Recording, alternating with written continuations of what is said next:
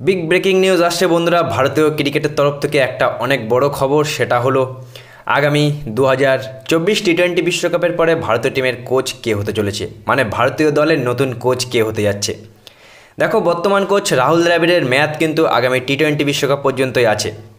আমাদের ভারতীয় বিসিসিআইয়ের প্রেসিডেন্ট জয় শাহ সে কিন্তু কালকে ক্লিয়ার করে দিয়েছে মুম্বাইতে একটা মিটিংয়ে, যে আগামী টি-20 বিশ্বকাপের পরে নতুন বিজ্ঞপ্তি জারি করা হবে। বিশ্বের বাইরে মানে বিদেশে বা আমাদের দেশীয় অনেক কোচ যারা আছে তারা কিন্তু অ্যাপ্লাই করতে পারবে। তারপরে বিসিসিআই ডিসাইড করবে কে হবে আগামী দিনে ভারতীয় দলের কোচ।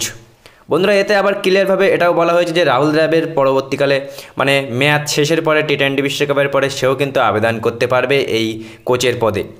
যদিও বন্ধুরা রাহুল দ্রাবিড়ের আমরা যে মেয়াদটা ছিল 2023 ওয়ানডে বিশ্বকাপ পর্যন্ত, তারপরে ওয়ানডে বিশ্বকাপ হারের পরে বিসিসিআই রিকোয়েস্টে রাহুল দ্রাবিড় টি-20 বিশ্বকাপ পর্যন্ত সে কন্টিনিউ করবে। তারপরে কিন্তু নতুন কোচ আমরা দেখতে পাবো ভারতীয় দলে। বন্ধুরা, কী মনে হচ্ছে, বিদেশি কোচ হলে ভালো হয় না দেশি কোচ? দেখো, বিদেশিদের কোনো দরকার নেই। আমি তো বলি ভাই, গৌতম গম্ভীরকে ব্যাটিং কোচ আর আশিস নেহরাকে বোলিং কোচ করে দাও। এই দুজনকে কোচিংয়ের দায়িত্ব দিয়ে দাও, দেখো ভারত বিশ্বকাপ জেতে কিনা। ভারত নিশ্চয়ই বিশ্বকাপ জিতবে যদি গৌতম গম্ভীরকে হেড কোচ মানে ব্যাটিং কোচ আর আশিস নেহরাকে বোলিং কোচ দায়িত্ব দেওয়া হয়।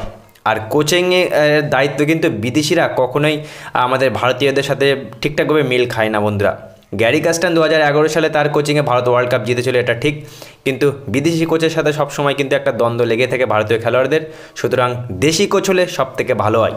রাহুল দ্রাবিড়ের পরে কে হতে চলেছে ভারতীয় দলের নেক্সট কোচ, কী মনে হয় তোমাদের?